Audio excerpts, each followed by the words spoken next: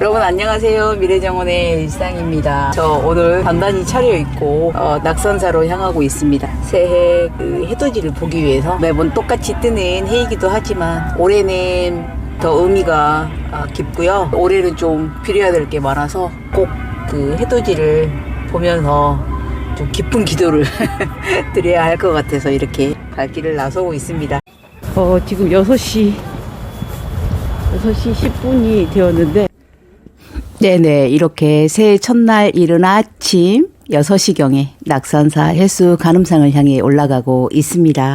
바로 몇 시간 전에 라이브를 켜서 구독자님들과 이야기를 나누었고요. 몇 시간 쪽잠을 자고 난 다음에 새로운 한 해의 시작인 붉은 태양을 만나기 위해서 바쁘게 시작해 보았는데요.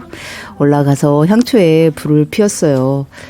올해는 특히 여러 소원들을 많이 빌었는데요.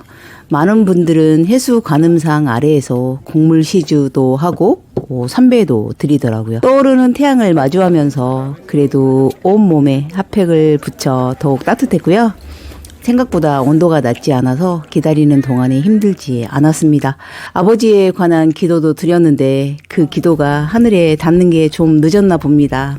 아버지가 다음날 돌아가셨어요.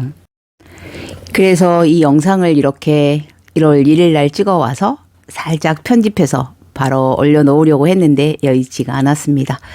일주일가량 아버지를 잘 보내고 안정을 하기까지 시간이 좀 지나 버렸네요.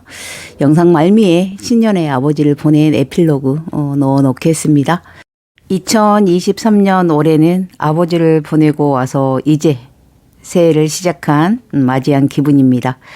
그리고 내년에는 1월 1일이 기일이 되기 때문에 아버지께 인사를 드리고 새해를 맞이하면 될 것 같습니다. 홍련암 쪽으로 내려가면서 의상대 주변에서 귀화장에 소소한 소원을 또 빌었어요.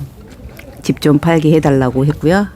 기도발 늦게 받더라도 천천히 기다린다고 꼭 말씀드렸어요. 홍련암 가는 쪽에 길을 걷다 보면 여름에 한창 푸른 수국을 보여주는 수국이 자라고 있잖아요. 마음을 씻는 물과 종각 사이에 수국이 있는 모습을 또 좀 영상에 찍어보고 싶었어요. 겨울을 어떻게 지내고 보내고 있는지 궁금하던 차였는데 해맞이를 왔는데 겨울의 모습도 담아야죠. 몇 번 영상에 올려드리기도 했죠. 특히 이 부분은 얼마 전에 며칠 전에 간단하게 쇼츠로도 올려두었는데요. 여기 정말 따뜻했어요. 바람이 세게 섞이지 않는 곳인 것 같았고요. 그래서인지 아직 얼지 않고 푸른 모습을 유지하는 꽃눈을 찾아볼 수 있었습니다. 너무 이뻤어요. 이대로 꽃이 봉긋하게 그대로 달려있는 모습도 너무 예뻤고요. 인위적으로 자르기 위해서 막 정리를 하는 모습도 보이지 않아서 그 자체 그대로 너무 예쁜 수국의 겨울 모습이었습니다. 이곳에 눈이 오면 또 얼마나 예쁠까요? 뼈수국으로 있는 기암절벽 아래 수국은 저 외에는 그렇게 많은 사람들이 관심을 갖지 않더라고요. 사랑하는 사람은 그냥 지나치지 않는다고 하죠. 진지하게 바라볼 수 있었고요. 순간의 집중도로 잠깐이나마 행복할 수 있었습니다. 제가 수국을 보고 나면 항상 이 각도에서 바다 풍경을 보여드리고 있는데요. 맞아요. 수국꽃이 피고 있는 종각 앞 바닷가 풍경인데요. 동해안의 푸른 바닷빛이 살아있음을 느끼게 해주는 곳이죠. 저 멀리 왼쪽 상단에 홍련암 보이시죠? 관음굴이 있는 귀암괴석이에 지어진 기도발이 아주 잘 듣는 홍련암입니다. 제가 까만 모자 쓴 모습도 보여드린다고 했죠. 정말 우스울 거라고 생각을 했는데요. 탄력도가 높아서 아주 따뜻했는데요. 머리가 많이 당겼어요. 잠이 확 깨던데요. 홍련암 바로 앞에 있었던 수국도 앙상한 뼈수국이었지만 여기도 푸른 꽃눈이 보이고 있어서 감동을 했어요. 이전에 핀 꽃대를 늦게 자른 흔적이 있었고요. 아래마디 양쪽에서 줄기가 뻗어서 꽃을 피워 그대로 꽃이 달려있는 모습을 볼 수 있었습니다. 동해안의 이 푸른 바닷빛과 너무 어울리는 겨울의 수국의 모습이었습니다. 옆에 영상을 찍고 계시는 분 잠깐 도와드리고요. 저도 따라서 영상과 사진을 좀 찍었어요. 이거는 홍련암 바닥에 있는 유리창으로 관음굴을 볼 수 있는 풍경이죠. 사람들도 많은데 영상과 사진 찍는다면서 뒤에서 뭐라 하시는 분이 계시더라고요. 잠깐이었지만 민폐를 끼치게 되어서 죄송스럽게 생각합니다. 홍련암은 낙산사에서도 기도발이 아주 잘 받는 곳이래요. 그래서 저도 삼배를 올렸습니다. 가는 곳마다 인사를 드렸어요. 홍련암은 관음굴 위 기암절벽 위에 지어졌는데요. 의상대사가 입산할 때 파랑새를 보고 따라가서 7일 정도 기도하면서 관세음보살을 만났다는 관음굴입니다.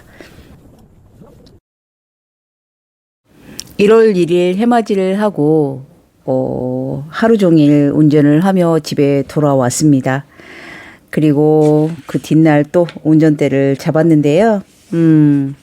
붉은 태양을 접하고 기분 좋은 날을 마감했던 새해 첫날을 맞이했었는데요. 또 저는 개인적으로 2022년 마지막 날이 아버지가 병원에 계시면서도 코로나 격리 해제가 되었던 계속 긴장했던 마음도 잠깐 내려놓았던 시간이었죠.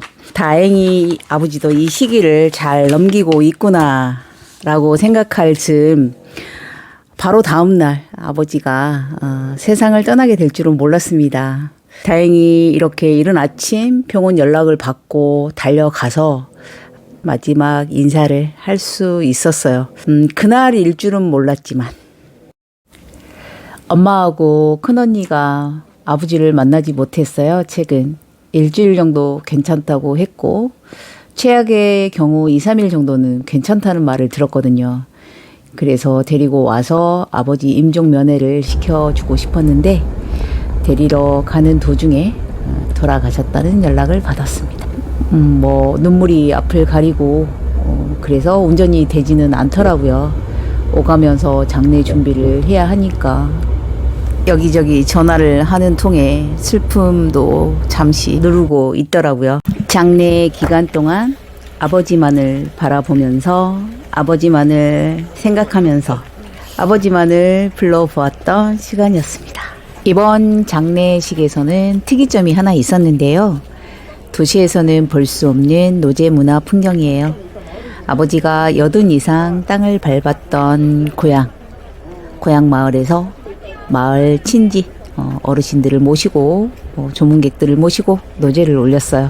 옛날부터 노제는 영구를 실은 상여를 내려놓고 문 앞에서 마지막으로 제를 지내는 것을 말하죠. 기억동에서는 겨울철의 이야기를 빼놓을 수 없습니다. 철이 들면서는 먼 바다에서 달려오는 파도와 함께 심금 마을을 탈출하고 싶었던 때가 있었습니다. 그 시절부터 아버지와 티격태격 싸우던 사춘기 소녀의 방황은 돌이켜보니 단단한 정을 네, 제가 가족 대표로 노제에서 조사를 읊었습니다. 아버지 가시는 길에 아버지와 추억을 공유할 수 있어서 감사했습니다. 별다른 얘기가 아닌 소소한 일상의 한 대목이었어요. 제 여행 에세이 책에 써둔 아버지 이야기를, 아버지의 겨울국이라는 이야기를 돌아가시기 전에 병원에 누워 계실 때 들려드렸거든요, 아버지께.